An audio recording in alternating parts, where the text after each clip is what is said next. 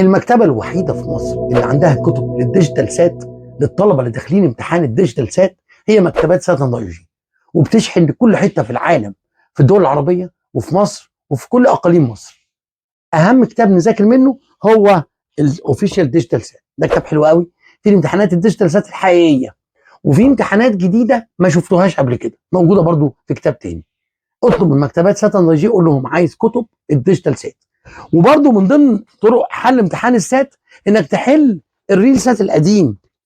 في عندنا كتاب الريل سات ده جميل جدا، ده فيه 88 امتحان ماث و88 امتحان انجلش، حلوين قوي. تدريب على الريل سات القديم هيساعدك جدا في الديجيتال سات الجديد. كل الكتب دي موجوده في مكتبات سات اند اي جي، مالكش حجه. اللي يقول لك ان الديجيتال سات لسه جديد وملوش امتحانات، مش عندنا، موجوده في مكتبات سات اند اي جي، وانا مستر ايمن تدرس بشتغل منهم مع الطلبه. ذاكروا وحلو كتير. السات ديجيتال سات ده اسهل امتحان اتعمل من كل الامتحانات، من السات والايست والاكت.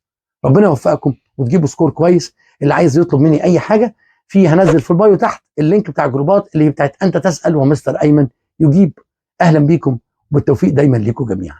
مكتبات سات اند اي جي موجوده بقى في 5 فروع في مصر، 2 في مدينه نصر، واحد في المعادي، واحد في الهرم، واحد في المهندسين.